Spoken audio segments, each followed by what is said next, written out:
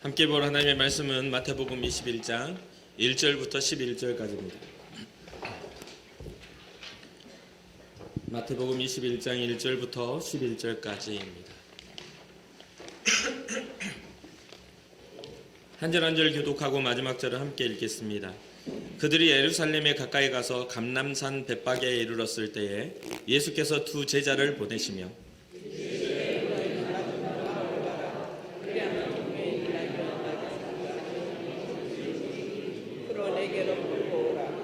만일 누가 무슨 말을 하거든 주가 쓰시겠다 하라. 그리하면 즉시 보내리라 하시니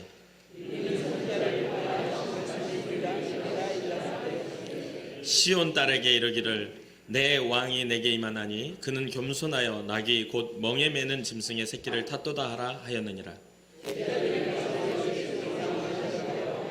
나귀와 나귀 새끼를 끌고 와서 자기들의 겉옷을 그 위에 얹음에 예수께서 그 위에 타시니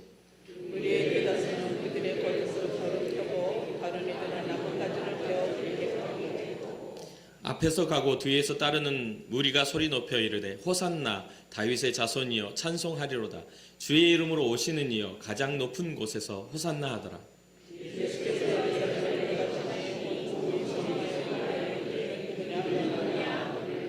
무리가 이르되 갈릴리 나사렛에서 나온 선지자 예수라 하니라. 아멘.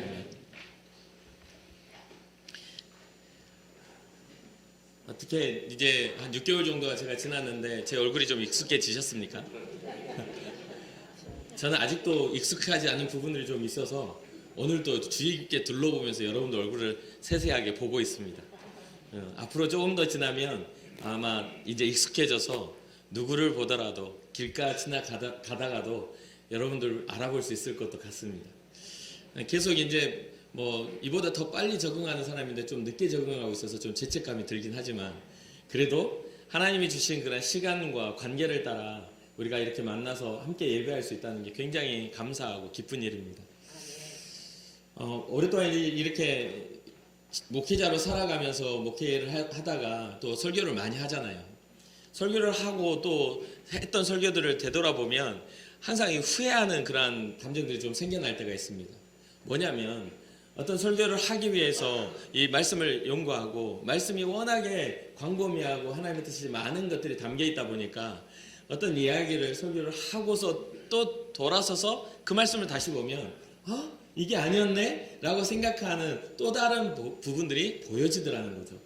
그래서 성경은 참 우리에게 주시는 이 말씀은 살았고 운동력이 있다라는 그러한 말씀이 맞는 것 같습니다.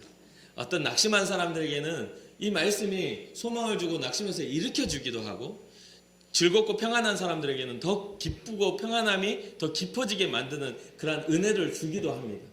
때로는 병든 자에게는 이 말씀이 그 병을 낫게도 하고 그리고 잘 되고 잘 되기를 바라는 그런 마음속에 그런 소망과 바람이 있는 사람들에게는 이게 축복의 말씀으로 다가오기도 하죠. 각자의 상황과 각자의 환경에 따라서 하나님의 말씀은 어느 방향 어느 곳에서든지 우리를 위로하실 수 있고 일으켜 주실 수 있는 것을 보게 되면 이 말씀을 대언한다는 게 참 쉬운 일은 아닌 것 같아요. 왜냐하면 목회자가 목회적인 어떤 방향성을 가지고 말씀을 보다 보면 어떤 때는 이렇게 편협적이고 그것을 말하기 위하여 그 말씀 구절을 이용하는 경우들이 가끔 생겨나기 때문입니다. 저도 마찬가지고요. 그래서 여러분과 제가 앞으로 신앙생활 하며 우리가 주님 앞에 설 때까지 우리는 말씀을 어떻게 봐야 하냐? 그 말씀을 그냥 말씀으로 어떠한 의도를 가지고 하나님이 우리에게 주셨는지를 깊이 묵상하고 때로는 그러한 의도 안에서 우리를 향하신 하나님의 사랑을 깨닫기도 하고 또 누군가를 위로하는 하나님의 은혜를 깨닫기도 되는 그러니까 단순하게 한편으로만 이렇게 치우쳐진 그런 말씀이 아니라 우리의 인생을 구원하시는 말씀으로 깨달아 알아서 그 길을 따라 우리가 걸어가는 은혜가 있기를 주님으로 축복합니다. 이런 이야기를 하는 이유는 때로는 말씀을 적용했는데 그 말씀이 정답이 아니게 느껴질 때도 있다는 거죠.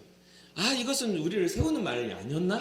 라고 그런 느껴질 때도 있고 그 말씀을 붙잡고 기도했는데도 응답이 빨리 이루어지지 않고 더디게 이루어지거나 또 그 말씀을 우리가 오해해서 잘못 적용하고 있는 경우들이 생겼을 때 우리는 원래 그런 사람들이라고 생각하고 죄책감에 시달리지 마시고 우리의 연약함을 인정하고 주님 앞에 다시 나오면 되겠다 이런 생각을 합니다.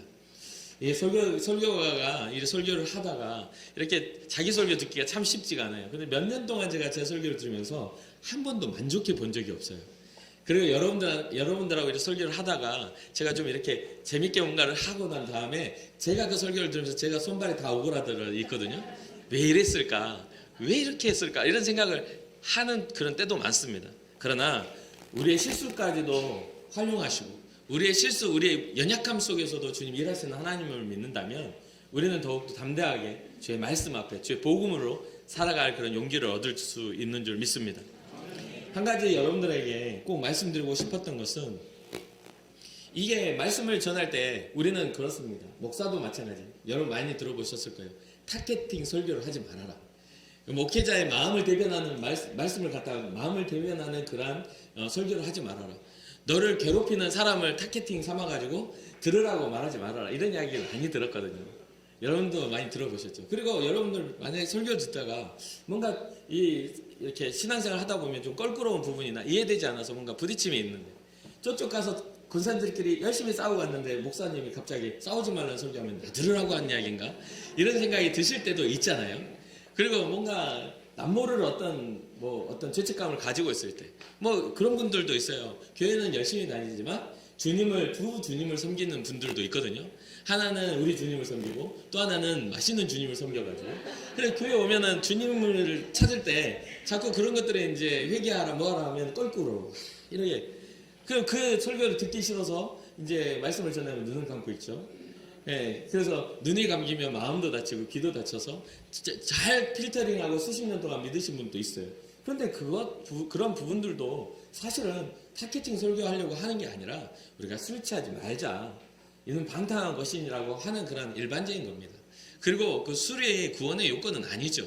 어떤 우리가 누리고 있는 삶의 것들이 그보다 더 흉악한 일들도 많기 때문에 그런 것들이 교회 안에서 정죄의 도구가 되고 그러한 것들이 주님 앞에 나오는 장애의 도구가 돼서는 절대로 안 된다는 것을 잊지 마세요. 그래서 여러분 혹시나 두 주님을 섬기고 있다 할지라도 그냥 음식으로 섬기시고 하나님은 하나님으로 섬기시면 된다 이런 생각을 좀 합니다. 그래서 어떤 사람들은 와서 그래요. 우리 주님도 와인을 드셨는데 왜 그게 문제냐고 이야기하는 분들도 꽤 많고요. 요즘에는 또 거기에 너무 자유로워가지고 너무 술 취한 사람, 방탕한 삶을 사는 사람들도 좀 많이 있습니다. 그러나 우리가 모든 것들이 하나님 보시기에 부끄럽지 않을 만큼 우리가 그것을 조절하고 우리의 삶을 이렇게 하나님 앞에 경건함을 이끌어갈 수 있다면 하나님 앞에 우리가 필요한 때에는 정말 이것은 하나님 앞에서 우리가 절제해야 된다 하는 것들은 단호하게 거절하고 절제하시는 것도 좋고요. 그렇지 못한다 할지라도 죄책감에 시달리지 않기를 주님의 이름으로 축복합니다. 자꾸만 보고 싶고 이해하고 싶은 것에만 이렇게 이 말씀을 보게 되면 이해가 아닌 뭐가 되죠? 오해가 됩니다. 오해하는 신앙은요 절대로 바른 곳을 향해 갈 수가 없어요. 그러니까 우리가 오늘 본문에서도 십자가 그 사건을 통해서 우리의 구원을 이루시기 위한 예수님의 그 사역을 이해하고 봐야 됩니다. 오해하고 보면 안 돼요. 오늘 본문에는요 오해한 사람들이 나와요. 그러니까 이것을 우리가 다 보고서 우리에게 주시는 그 말씀을 깨닫는 은혜가 있기를 주님의 이름으로 축복합니다. 우리 함께 우리 한번 고백해 볼까요? 오해를 바로잡자. 오해가 바로잡히면 이해가 되죠. 그런 것들이 우리 안에 신앙으로 자리 잡았으면 좋겠어요. 오해가 바로잡히려면요 주님의 심정을 이해해야 합니다. 주님이 우리에게 보여주신 그 삶에서 주님의 마음을 이해하면요 오해가 풀려요. 대부분 주님의 마음은 상관없이 그 결과값으로 우리가 우리의 신앙과 삶을 적용하기 때문에 오해하게 됩니다. 주님의 심정은 그게 아닌데 우리의 삶에는 좋은 결과가 일어나야 되는 것이죠. 그러니까 자꾸만 우리는 오해하게 돼요. 본문은 예수님께서 예루살렘 성에 입성하실 때 그 입성하는 장면을 나타내 보여주고 있습니다. 그 장면에는 여러 가지 요소들이 있는데 그 요소들이 하나하나 기록되고 있죠. 첫 번째 요소는 뭡니까? 예수님께서 제자들에게 이해되지 않는 말씀을 하십니다. 그 말은 뭐냐면 건너편 마을로 가서 묶여진 나귀가 있을 텐데 그것을 가져와 라는 그러한 이야기입니다. 그 무슨 말입니까? 도둑질해 오라는 이야기잖아요. 그거 주님의 소유라고 기록되지 않습니다. 내가 거기다 매놨는데 가져와 이렇게 말하지 않아요. 그러면 왜 이게 도둑질이 되지 않을까요? 우리는 잠시 착각하는 게 있어요. 이것도 이해해야 돼요. 우리 여러분들 가지고 있는 물질 여러분 것 같죠? 여러분들 가지고 있는 건강 여러분 것 같죠? 여러분들이 가지고 누리고 사는 자유가 여러분 것 같죠? 근데 우리는 성경은요, 정확하게 이게 누구의 소유인지를 밝혀주고 있어요. 창조는 누가 하셨죠? 하나님이 하셨어요. 온 우주 만물과 세상에 누리는 모든 것들, 하물며 우리의 생명까지도 주의 호흡을 들어 우리를 창조하셨다라고 성경은 기록합니다. 사람의 기본이, 우리가 살아가는 삶의 모든 것이 하나님의 것이라고 성경은 말해주고 있어요. 그런데 우리는 오해하고 있어요. 착각하고 있어요. 이게 내 것이라고. 이것부터가 바로 잡히지 않으면 우리는 언제나 신앙생활 속에서 우리는 오해하는 신앙, 우리는 우리 중심적인 신앙생활을 하고 말 것입니다. 한번 잘 생각해 보세요. 여러분의 것이 무엇인가요? 여러분의 것인가요? 하다못해 결혼해서 같이 사는 사람의 감정도 내 것이 아닌데, 눈 뜨고 서로를 이렇게 이야기 나누고 소통할 때도 작은 오해 하나가 그 금이 가게 만들고 서로를 불행하게 만드는 것이 사람인데, 그렇잖아요. 우리가 소유하고 있는 모든 것들이 내 것인 게 없어요. 주님이 지켜주시지 않으면 내가 누리는 모든 것은 내 것일 수가 없습니다. 그래서 말씀하시잖아요. 부자야 오늘 밤 내 영혼을 취하면 이라는 그런 성경의 기록이 있지 않습니까? 여러분 그 오해에서 바로 잡혀지기를 주님의 이름으로 축복합니다. 주님, 저의 소유가, 저의 만남과 저의 모든 가진 것들이 주님의 것임을 고백합니다. 결국은 주님 앞에 우리가 나아가 우리의 생을 다할 때, 주님 앞에서 우리가 평가받을 때, 우리 가지고 있는 물질로, 가지고 있는 건강으로, 가지고 있는 명예와 지위로 주님 앞에 평가받을 게 하나도 없어요. 단 하나도 없습니다. 그런데 우리는 오해하니까 이게 우리의 힘인 줄 알아요. 사랑하는 성도 여러분, 여러분의 삶에 누리는 모든 것들은 주께서 주시는 하나의 복 중 하나임을 믿으시길 바랍니다. 누려라 하고 생육하라 하고 번성하라 하고 충만하라 하셨던 그것 중 하나에 불과하다는 거예요. 어떤 이는 물질을 가졌으나 건강을 잃고, 어떤 이는 건강 하나 물질이 없고, 그런 어떤 것들이 다 그냥 그 부분 하나하나만 가지고 있을 때 우리가 조금 부족하다고 여기는 것이지, 그게 다 우리의 소유는 아니라는 것이죠. 하다못해 그런 말이 있어요. 내가 아침에 일어나서 내 머리에서 빠지는 머리카락 하나도 내가 함부로 할 수 없잖아요. 점점 빠지고 하나씩 머리 감았는데 뭐가 머리카락이 많이 떨어져. 그거 빠지지 마 한다고 안 빠집니까? 그거 무조건 빠져요. 그러다가 반짝여지는 거죠. 그거 우리의 마음대로 안 돼요. 그 염려하고 근심한다고 해서 그게 내 소유가 될 수가 없어요. 그런데 우리는 그것을 염려하고 근심함으로 내 것이라는 그 착각을 한다는 사실이죠. 주님이 지켜주시지 않는 것은 그냥 무너지고 맙니다. 그런 오해들에서 바로 잡혀서 오늘 이제 예수님께서 그렇게 말씀하실 때 제자들은 기적을 경험했지 않습니까? 제자들은 놀라운 일을 경험했기 때문에 제자들의 마음은 아주 그냥 하늘 높이 솟아 있는 거예요.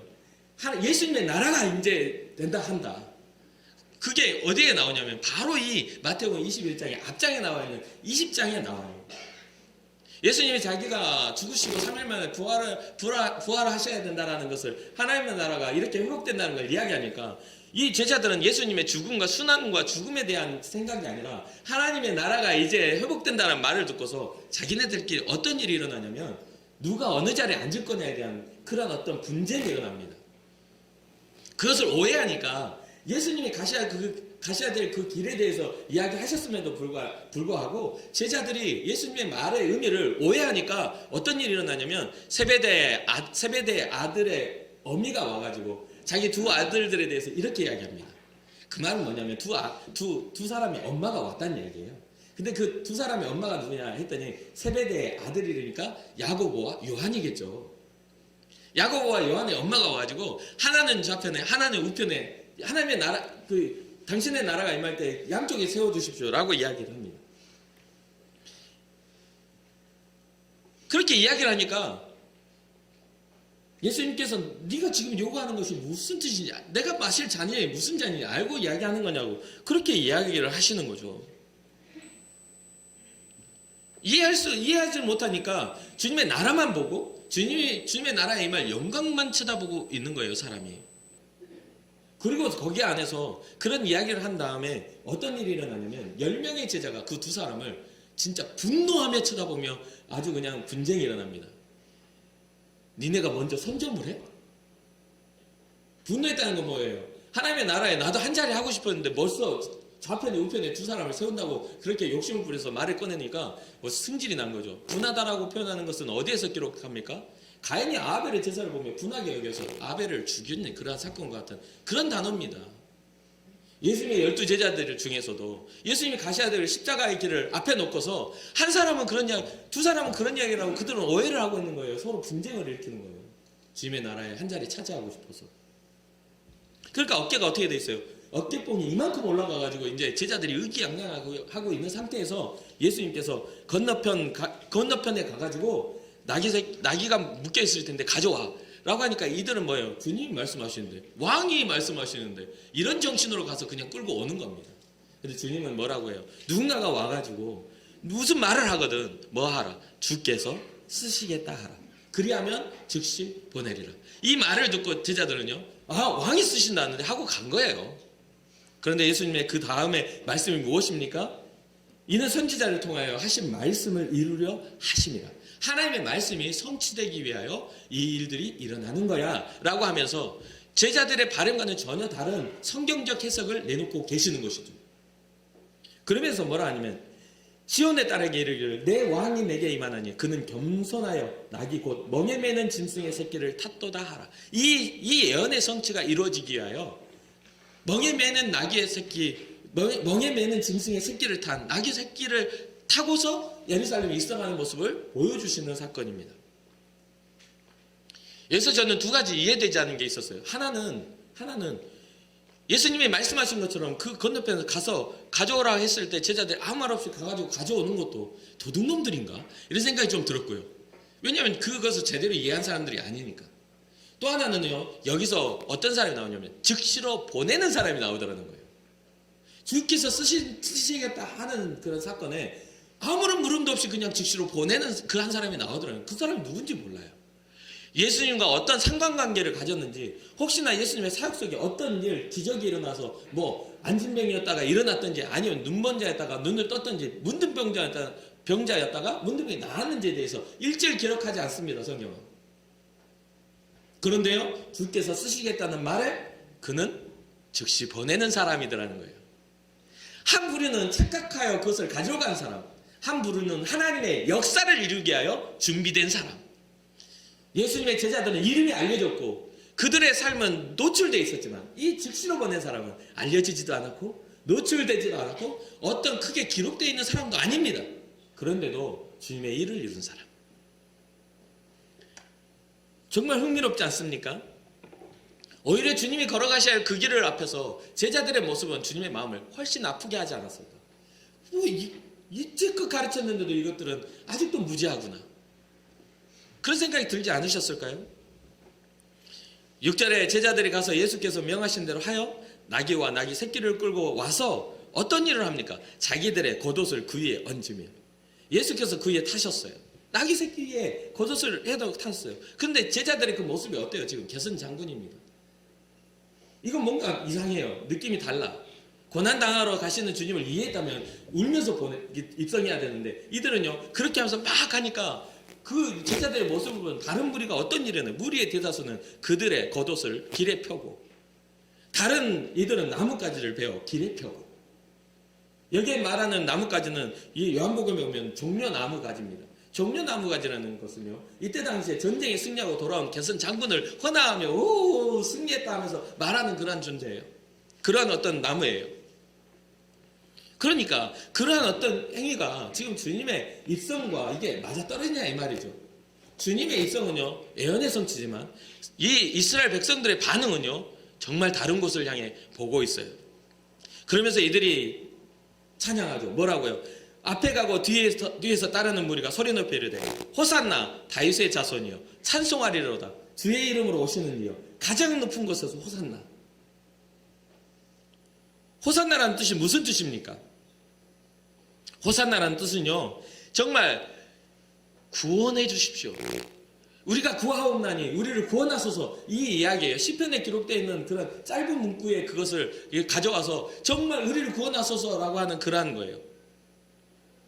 다윗의 자손이여 예정된 메시아여 찬송합니다. 오셔서 주의 이름으로 오시는 그 가장 높은 곳에 계신 분이여 가장 높은 곳에서 우리를 구원해 주십시오.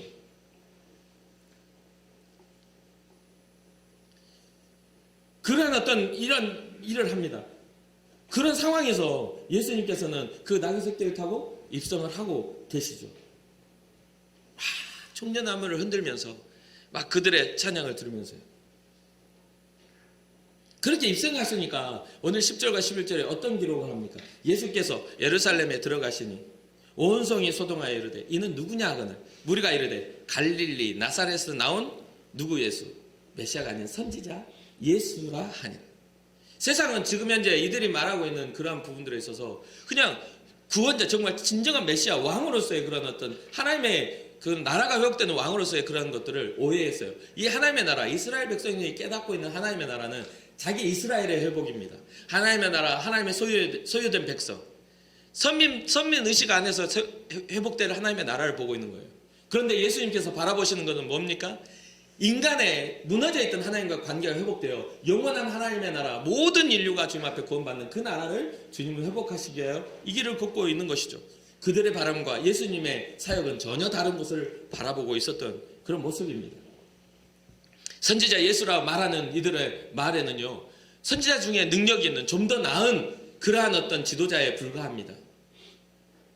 주권자, 하나님의 놀라운 하나님의 아들로서의 그런 모습을 바라보고 있지 않는 것이죠. 이스라엘 백성은 잘 사는 나라, 배고프지 않은 나라, 병든 자가 없는 나라, 눈물과 슬픔이 없는 그 나라, 누구의 나라? 이스라엘 나라의 회복을 원하였던 것이죠. 그러나 예수님은 지금 오늘날 우리가 이스라엘 백성이 아님에도 불구하고 구원받을 수 있는 온 세계 온 인류를 구원하시는 하나님의 나라를 선포하시기를 원하고 계십니다.